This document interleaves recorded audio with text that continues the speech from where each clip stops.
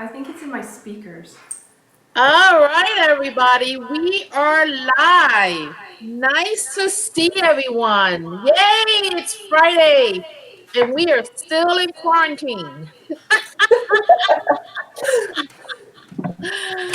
You have joined Coffee Time with Masterminds. And the idea here is to have a conversation, grab a cup of coffee that hopefully lasts as long as your coffee does.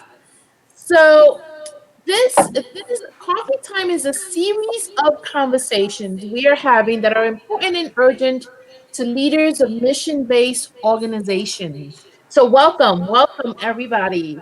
We have a couple of housekeeping items just to remind people who may be new at Facebook Live is that we're going to be on for about 40 minutes, but we really want this to be a conversation. We want as much engagement as possible. So please use the chat box on your screen, no matter what platform you're using. It should be on your right, your left, the bottom, or the top. And say hi and tell us where you're from. Last week, we had people from all over the country. This wonderful country. People were chiming in, and afterward, they emailed us and told us all kinds of cool stuff. And they had wonderful questions, and we'll talk about that during this broadcast today. So please say hi and tell us where you're from. Okay, if you think this video is important for someone else, please share the video, pass it on, and tag that person. This will stay on our Facebook page and on our YouTube channel afterwards. So let's get started. One of the things that I enjoy doing in my organization is we start meetings with bright spots. It's a great way to center yourself and to bring gratitude to your life and to your day, even in this craziness that we're all dealing with. And so we'll start, but what we also want to hear is what are your bright spots? What are you grateful for? Right? So, okay, I'll start.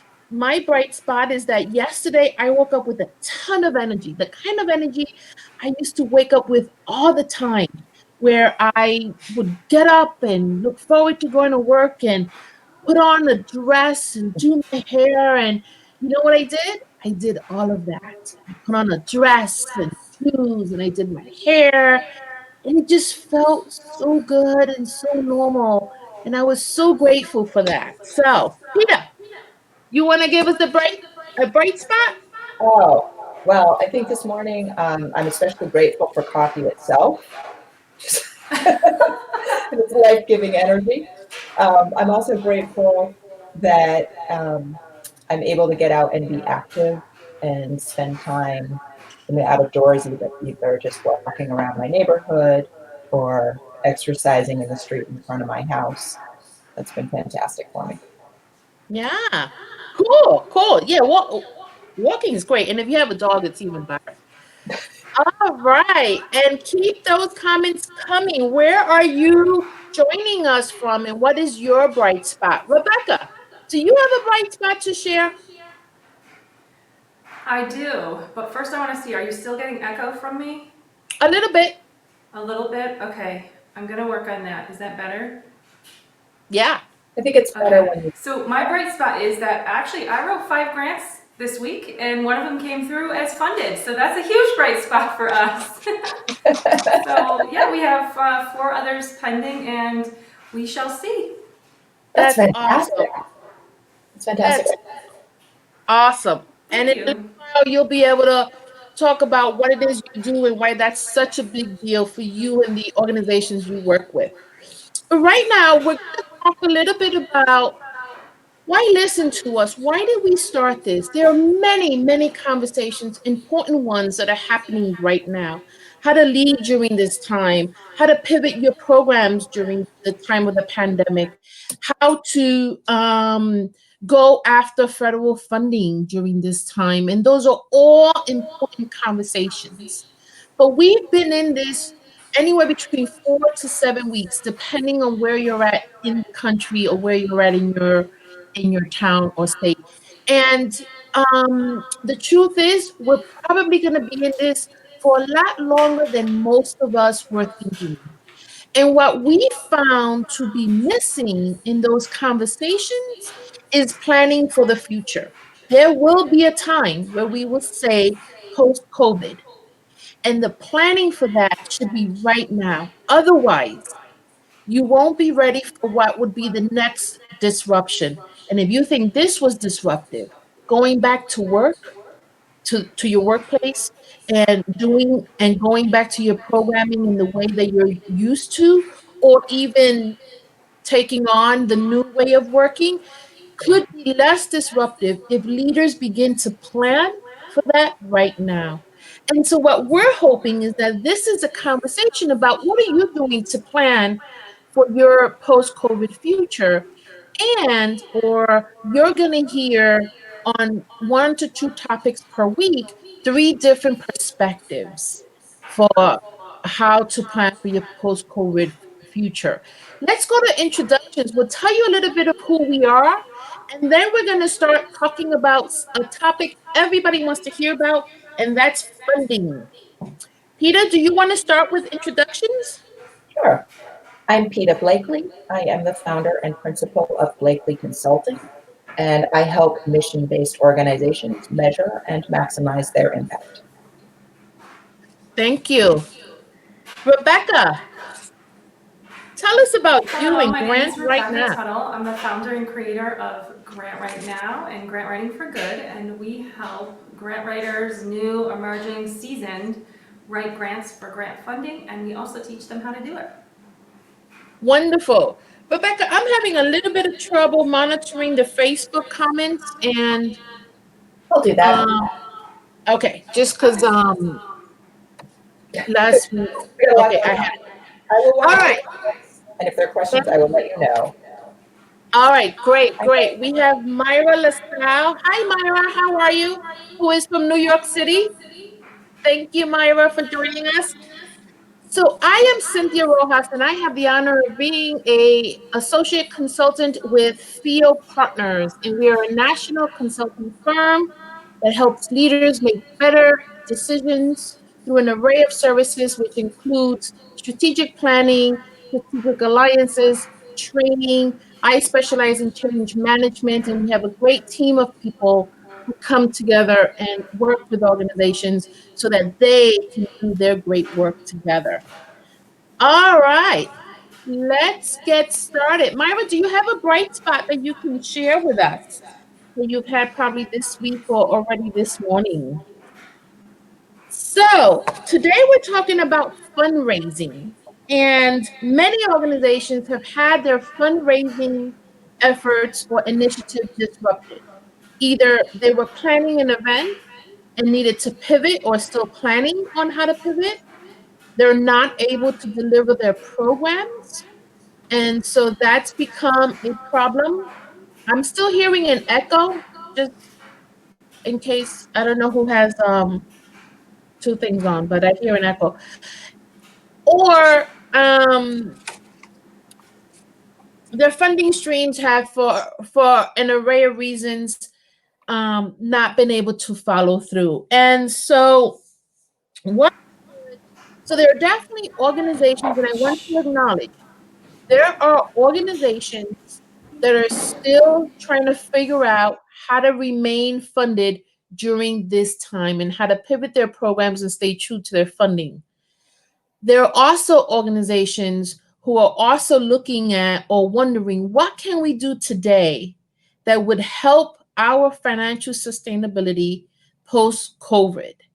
And so Rebecca can get us started with that conversation. But Rebecca, you've been working a lot with organizations. You wrote 5 grants this week and helping them rethink their financial sustainability plan. What are your thoughts? Oh, I hear an echo, Rebecca. Okay. So, a lot, is that better? Yeah, Yeah. thank I'm you. so sorry, everyone. My speakers aren't working properly today. When you go live, you have difficulties, so we're just going to adapt. So, my apologies. Being We live. hear you really well, though, Rebecca. I want you to know that. Okay. So what I think I said last week that I have been spending an awful lot of time listening to foundations and going on webinars and participating in conversations about how philanthropists are helping people in the COVID pandemic. And a lot of funders are allowing you to use the funds that you do have with them in other ways. For example, you could maybe take, if it were a 2-year grant, an advance on those funds, so the following year's funding could maybe come into this year, or you could write to them and ask for those emergency funds and explain to the funder sort of how you plan to use those resources differently to help you through this pandemic. So, here's a situation that I've heard about. Not right I now. hear an echo, Peter. You're getting an echo also.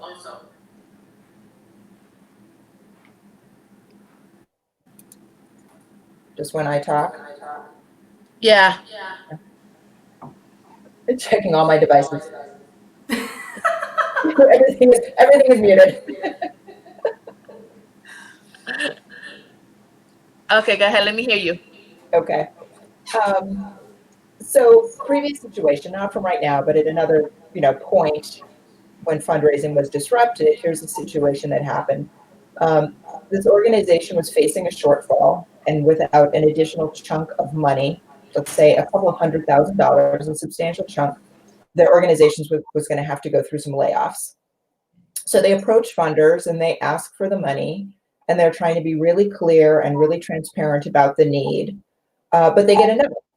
What do you think they could have done better, or how could we learn from that for this disruption in funding? That's interesting. Rebecca, do you have a response to that? So they got to know, the funders. Yes. So you're operating your organization, and PETA had explained that you had $300,000 that was not funded, and you're going to other funders asking for support for that $300,000 or components of that resource from maybe a host of different foundations. And they said no. And so what do you do? Is that what you're asking, PETA? So well, I'm asking, it's really important before we approach funders that we understand, first of all, how is that $300,000 to be allocated? And then secondly, with all of this that's going on outside of our organizations and then inside, we need to articulate to a funder that it's not necessarily about the money that we're asking them to provide. It's more about the people who will be impacted if that $300,000 is lost or disrupted or in jeopardy. And so in this case of PETA's scenario, my suspicion is that they weren't able to articulate why they needed those funds and what that devastating impact would be upon their organization without those funds. And they treated maybe that foundation as more of an avenue just to make up that funding deficit. And remember, when we partner with foundations, they are making an investment in our organization, and it's our job as grant writers, as folks who are fundraising, to help present that partnership opportunity, that collaborative relationship to funders, no matter the circumstance. And if we were to call back from last week where we talked about, right now there's crisis all around us, but we can't be operating in a crisis mode inside. And so my suspicion also is that crisis maybe got in the way, the crisis internal maybe got in the way of that ask with that particular funder. So, you bring up a good point. That's just one more reason to always be maintaining good data, so that you can draw that picture. I mean, I think we think of data as just being numbers on a sheet, but it really helps make it clear. This is how many people we reach with this service. This is the impact that we expect to have because of providing this service. So this is therefore how many kids are not going to get lunch, families are not going to have housing, young people are not going to graduate from high school. as a result of this budget shortfall. All right. So Peter, you keep reminding us knowing your data is really important, and it doesn't have to be complicated at this point. But what Mhm. I hear both of you saying is that if you are going to have conversations with funders, make sure you understand the impact that you're having and the impact you won't be able to have, or the impact or how it would negatively That's impact right. your consumers if Yeah. you don't stay in operation. Yeah, that's right. Right. I mean, either to be able to say, here is exactly who we serve and how how this disruption is going to interrupt that level of service, or to be able to point to changes in need, or even just to highlight how much need existed even before the disruption. Mhm. And so for that, I mean, having your finger on the pulse of population level data, that might tell you something like how many people in this community are living in conditions of poverty, how Yeah. many of the high school students in this district graduate, how many people in this community live with food insecurity or a particular health issue. And a lot of that data you're going to get from public sources will come from the census, um, the school department, your city's health department, sources like that. It's largely done for you. Nice, nice. We do have a question that came in. Myra, was this impact for only Connecticut schools? Myra, I don't remember what we may have said that prompted the question. So if you want to ask it or give us a little bit more information, we can address that. Oh, I think maybe she meant like the scenario that I was talking about. Oh, No, oh, it was not a Connecticut-based story. okay, okay. You are in Boston, I'm right? in Boston. and And Rebecca is up north in the state of Connecticut, and I'm further down nearer to New York. If you were to point in the school, Mm. the funding for students not graduating. Okay, so no, Myra, that was not an example of school. Peter was giving us an example of a nonprofit that went to a funder and said, "Hey, we have a shortfall in our budget. Our staff are going to lose their jobs. Can you help us?" And they weren't successful. And what Peter and Rebecca are saying is that take it from the approach of your consumers. What's the impact that will happen in the community? Funders although they partner with organizations, they want to see real impact, real change happening in the community. All right, Rebecca. So you're talking to clients all the time. You won a grant this week. You're helping people write. What other advice should people be doing now that will impact their post-COVID future and put them in a better position? Okay, so that's a great question, Cynthia. And I just want to jump back quick into an example that I give my students with relation to what we were talking about, how to put that scenario of that 300,000 into perspective. So here's an example I give my students. If I were running a class teaching grant writing, right? Or let's say we're all coming on live here today to teach grant writing. And we reached out to all of our family and our friends and our neighbors and our clients, and we said, hey, we're coming on live to teach grant writing. You have to be here, otherwise it's not going to be any fun. Nobody's going to be interested, right? Versus, hey, we're coming on live Friday at 10:30 and we'll be here every week. Why don't you join us? Because we're going to have this, and this impact on the community that we're sharing information with. So it's a different way to approach a funder, and it's a different way to approach people to get them to invest and participate in what it is that you are asking them to do. And so I like that example with my students so that they can see how we should be approaching funders when we're making that ask for that partnership. Make sense?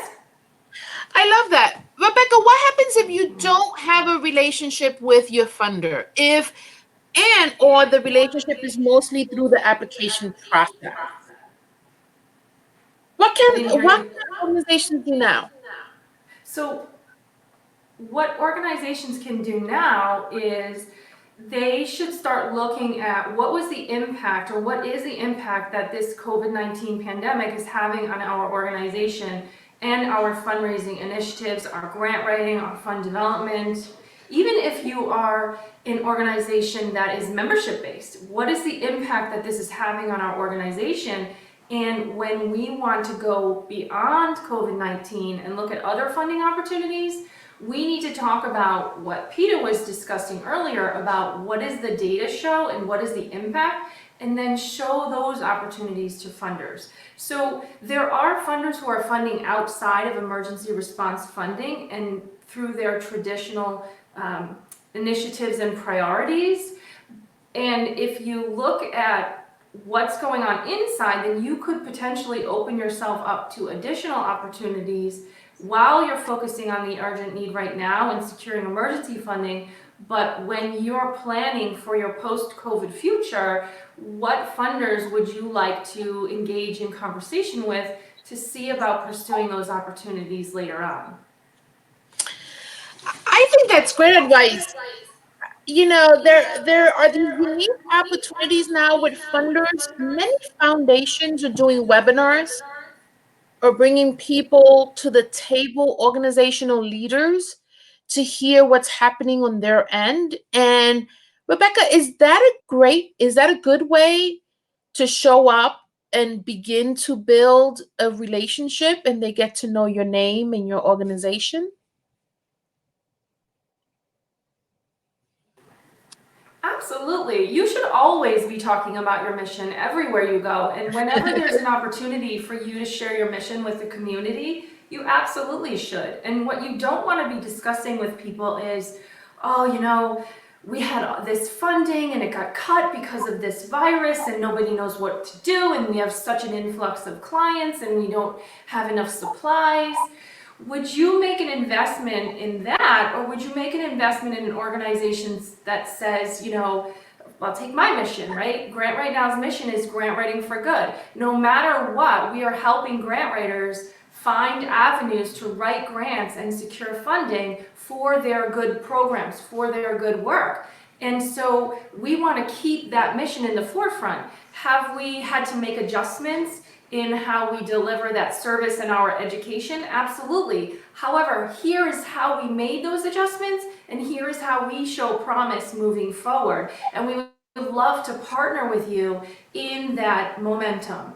And it's difficult right now. We're all facing challenges. However, challenges aren't always devastating. I mean, they certainly have devastating effects, but they're not always devastating. Sometimes even devastation presents promising opportunity. Yes, it does. Yes, it does. Peter, do you want to add to the conversation? Sue says that her organization has been able to secure additional funding by appealing to their funders who want to make sure that the organization is whole and can continue to be a strong presence in the community after COVID-19. We have shown the gap we will have as a result of canceled events, etc., but the majority of folks are most interested in the moment. So Sue is from Boston, Project Hope, and she's the development director. Hi, Sue. And so Sue has really great relationships with her foundations. Mm-hmm. And so it is no surprise to me that she probably was able to reach out, and these foundations know her work, know Project Hope work. And so they wanted to make sure that Project Hope can continue to deliver these services. And so the relationship becomes really, really important.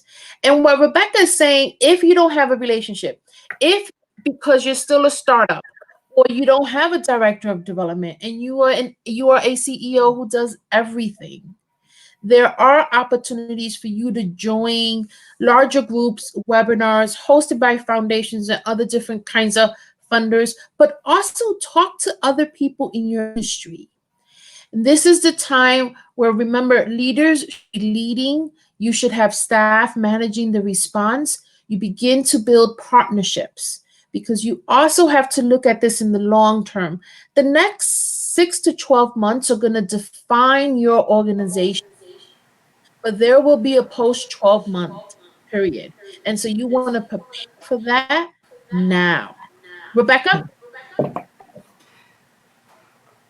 Absolutely. And, to Susan's point about canceled events and, planning for next steps, even if your event is canceled and it's a large scale event, it's a gala, or, you maybe had a gathering of your community that rallies around your mission and raises the support that you need to, carry out the services and projects and programs you offer. Even if it's canceled, it doesn't mean that when you go inside, meaning sit down in your organization and work through some of that stress and struggle, it doesn't mean that you can't host that event again, or it doesn't mean that you can't still host an event in your organization. It's just, what does that look like? How is that different? And how are you going to do that? Because remember, a lot of us go to these kinds of events. They're fun. It's a great way to socialize. It's a great way to, see your mission in action. It's a great way to pull people together so that they can see what they really want to know is, if I give, if I support you, if I am partnering with you, what does that partnership look like? And so you can use storytelling, and Cynthia, you are an ace at storytelling. We should talk about that in one of our mastermind sessions. But We should you could use do a storytelling, session. you could use video, you could do non-events. Yep. There's so much opportunity ahead of us to deliver our services and our, community partnerships. It's just going to be different. And so taking the time now to have communications with funders and let them know, while our event is postponed, or while our event is moving online, or, things are going to be different. Entrust that the funders that do support you, and even the ones that maybe you've not yet met, entrust that they will have enthusiasm for what it is that you're proposing. You just have to be mindful and strategic and comfortable with what it is that you are proposing. I think Cynthia made this point when we were on the phone, just the three of us last week, about the number of events and the burden on organizations of throwing these events, and how we felt like in some situations there was so much rush to move to the next event that the follow through wasn't really there, and that the organizations weren't maximizing on the relationship building opportunity of the events. I love that, Peter. And so I'm a big proponent of, if you're going to do an event, then post-event strategy has to be even more important or more of a focus than the event itself, right? Yeah. Events award you an opportunity to bring friends into your organization, new individuals who can learn about your mission, see what you do. And so once the event is over, many organizations, which is what you're saying, Peter, are running on to do the next event. And what needs to happen is a really thoughtful strategy for post-event follow-up, so that you can turn those invitees or those participants into future donors. And so I also want to just say, I've been using the word foundation and funders, but the same goes for major donors. Yep.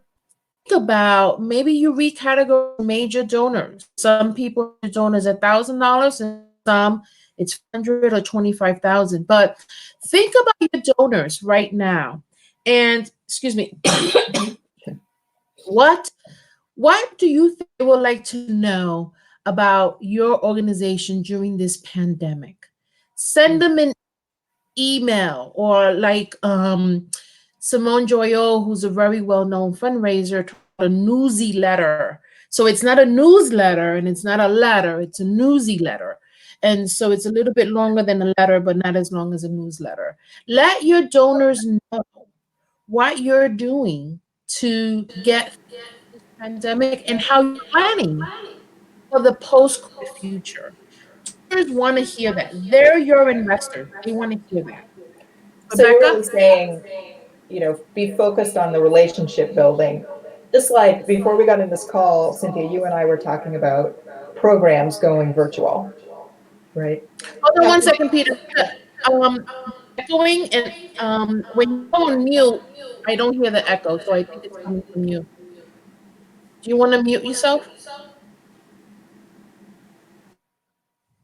Okay, go ahead, Peter. And oh. let me just say hi to Myra. Thank you, Myra, for joining us. We'll see you next Friday. Thank you. Go ahead, Peter. You were saying? Okay. Yeah, we were talking about um, we were talking about taking a program virtual, and you and I were having an offline conversation about like what's the opportunity in that and what's lost and how would you actually document that change. So it sounds like what we're talking about here is, maybe because some organizations were focused on the delivery model of holding a gala or whatever event, whether it's a walkathon, a bikeathon. I'm devastated that my bike ride this summer is going to be canceled.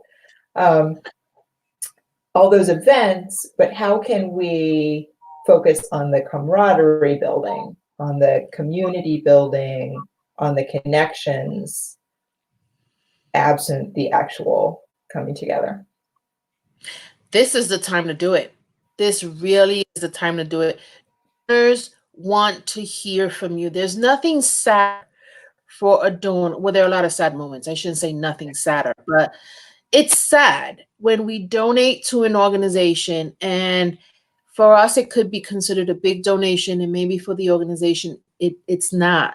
But to never hear from an organization outside of the thank you letter Yeah. is often a sad moment, because if we're donating to you, we care for you, and we want to know you're pulling through. Yeah. Rebecca, we're getting close. We're about 7, 8 minutes in. I do want to mention Renee thanking Peter for this great information, especially for individuals new to the nonprofit Great to area. see you, Renee. Thanks for coming. I have to tell you, kudos to you if you're new to nonprofit. And wow, At this point what in time, it's yeah. like being a new banker in 2009, right? It's like, whoa. But hang in But you there, know what? Renee. Now's the time Yeah. because, I sometimes think back to the dot-com boom of the 90s, right? And there was this period there where we were so excited about the internet. Most people here are too young to remember. It was new and exciting. But if you could run a business online, you got funding. Like the fact that it was online was the thing, and they did not necessarily have to have a business plan, right? Sorry if you can hear that. It's the dog announcing that the mail is here. So, so that industry collapsed, which made us separate the message from the medium, made us understand, yeah, there's a lot of power in taking your business online, but it has to be a business that makes sense, right? I think Right. at times like this, the fluff is gone, right? We're Right. stripped down. We have to be more rigorous than ever. We have to be very careful in how we design programs, how we deliver, right? How we fundraise. As a result, we're going to end up with stronger, better programs. Right? Yes. In some ways, I think this is a great time to get started. I think so. I think so. And Myra's no longer on the line. I happen to know Myra, but she's a crisis manager in the New York City schools. And so there's a whole science Wow. to crisis. Yeah. And if you're coming into the nonprofit sector now during this crisis, you will be prepared for anything. That's right. And so you're right on. This is the time to do it. And what better sector to be in? This and probably healthcare first responders. Really just making sure that our vulnerable individuals and families continue to be served Yeah. despite the pandemic. You know, Rebecca, any other thoughts? I mean, this is your world. You're in this every day. You're talking to people. You were very cautious wanting to make this simple for people because there's a lot of information being thrown at us. And I heard you loud and clear. Build your relationships now, even if you don't have them, because there will be a post-COVID future. Also, be a part of any group or webinar or training that's being done by your foundation or funder so that they get to hear your name and they see you show up.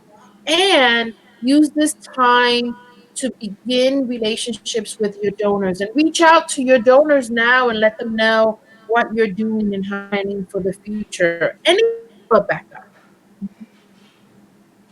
yes. So I want to touch on when people give to our organization, no gift is too small. Whether they gave you $5 or $50,000, they're making an investment in your organization. I know I keep using that word over and over, but when we invest in something, we make a commitment to it. There's something within us that resonates with you, and that's why we want to invest in you, because we want to see the success come through. And so don't ever underestimate how much someone gives monetarily, but also realize that people are giving their time, they're giving their talents, they're giving their knowledge, they're volunteering. That to me is all stewardship, it's all fundraising, it's all grant writing. And funders want to know, how are you involving volunteers in your programs? How are you engaging stakeholders in your work?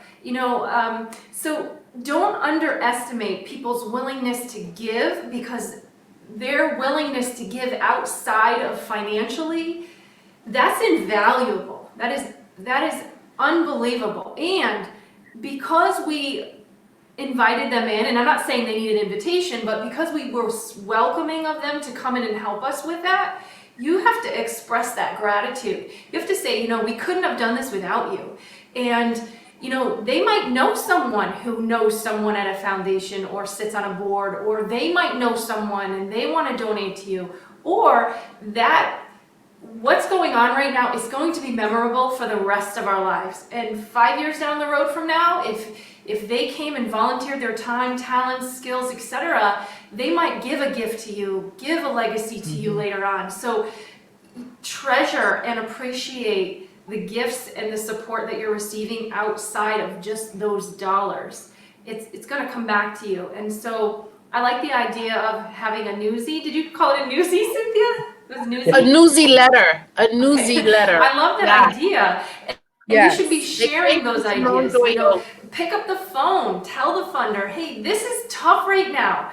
Here's what we're doing. Here's some of the gaps that we found. But more importantly, how are you doing as the funder? How can we lend support to you, given you have given so much support to us in return? So, reach out to funders, let them know what's going on, but ask them, how can we help you? We should all be helping each other right now, and not just thinking about the conversation we had earlier about how are we going to make up that $300,000, because it's so much more than just the money. Always. And that's what makes you successful when you're raising funds and writing grants and engaging people in your mission. Yeah, I love that. Peter, we have about 2 minutes. Do you have any thoughts, any final thoughts, or you want to contribute to what Rebecca said? My final thought is always, keep track of your data. And it's not data for data's sake. It's data for telling evocative stories. Right? Oh, I love that. And that's why you need that. Yeah. I want to end with this because this is a learning I just realized. Rebecca, I love this idea of asking your funders, is there something I can do for you? Funders, this is new to them. And so they may need some data, right? Do they want you to ask your families how they're doing, or to ask the people that you serve how they're doing? They might ask you to check in with their staff, with your staff, and they want to know the well-being of staff during time. So I love that, because it's not, Rebecca, you're always telling me, make sure funders are not being perceived as an ATM, but as a partner. And so that's a great conversation to have. Hey, Kathy from Community Foundation, I want to talk to you about how you're doing and what can we do to help you during this time. Wow, what a conversation that would be. That's awesome. Next week, we're going to be talking about what, Peter? I already forgot. Next week we're talking about adapting your program for adaptations that programs are making right now during the time of COVID-19, and how we can be documenting and capturing these changes, because we are not just waiting this out and then reverting back to business as usual. Let's not lose the learning opportunities that are happening in all these little experiments that are getting run. Let's document them, bring them forward into the future. Wonderful. So if, again, this is about joining the conversation, and if you are having to pivot and you are documenting what this change might be, because you may be restructuring your program in the long haul, we want to hear from you. I want to acknowledge, I want to say hi to Rosanna, but also acknowledge that Rosanna works for the Universal Healthcare Foundation. So she's also a funder and an advocacy organization. And she writes, funders may also be interested in what organizations are seeing on the ground. So again, you want to start relationship building with the foundation, you don't know where to begin, ask them, do they need some information that you may be able to provide them? Again, that's my takeaway today. Okay, so we are about the, Good to see you. yeah. Hi, Peter. I don't, everybody who's here, Leroy, good to see you, Benjamin. Weisner, did I spell that right? Yep. Nice. I mean, did I say that Cynthia, right? Yeah. I think it's really important to, first of all, thank you so much to everyone who's joining us. It's really important to share with our group here that we had over 336 viewers tune into our first episode, and that's fantastic. Amazing. And we're so appreciative of that. And so I hope that you stick with us if you have ideas of what we could talk about. Rosanna, if you want to come on our program, others, if you want to join us and join the conversation, it's not limited. The only criteria is you need a coffee mug. So, but this is fantastic. Yeah. So please continue with us and talk about, put them in the comments, because we will keep reviewing the comments on this after the show is live. Yes. So we still get to see the comments. And 2 comments last week that came through loud and clear from a couple of people was, one, thank you, because I didn't even think that I had to plan for this. I didn't even think this was going to last longer than what you're saying. And so it really helped reframe me. And so I'm glad that organizations are starting to realize this, we may be in this for the long haul. And so real planning and strategizing should happen now. And another thing we heard a couple of times is what we talked about last week, and it was a mix of fundraising, data, and leadership, could also be applied in other aspects of their life, whether personal or in their workplace, whether or not they are leaders. So I think there's a lot of opportunity, and we welcome comments in those conversations as well. And so next week we'll be here at the same time. And we want to say thank you. And please share this video with anyone you think would benefit from this or should be invited to next week's talk. Rebecca, do you want to bye? And then Peter? Thank you for just joining us. And one of the other comments that we received also is that we're talking about this, and maybe people aren't all thinking about it, but we're talking about it from a place of forward momentum and not deficit, right? That's really important. If we're going to help people move forward, I mean, we're moving forward too. We're learning as we go as well, you know, the three of us. If we're going to do that, we have to do that with direction from a place of positivity, that there is a silver lining, as difficult as it is to find right now, because otherwise we're gonna be stuck where we are and not able to move forward out of this, and we won't be prepared for another wave of this, right? So that was one of the comments that I got last week that really resonated with me, was that we're talking about things from a place of here's where you go, and not we're stuck in the mud and we can't move. Yeah. Thank you, Rebecca. Yeah. Peter, do you want to say? I think taking that asset-based perspective is so important. You know, today, Rebecca, you said we're in a crisis, but we can't operate from a place of crisis. You know, I love that. how do we take this asset-based perspective in everything that we do, right? In the way we lead through it, in the way we think about this time. A lot of things are lost, but we also have to look at the opportunity, and we have to be planning actively and engaging with the post-COVID future. Thank you. And with that, we say goodbye, and we'll see you again next Friday, same time, Facebook Live, 10:30.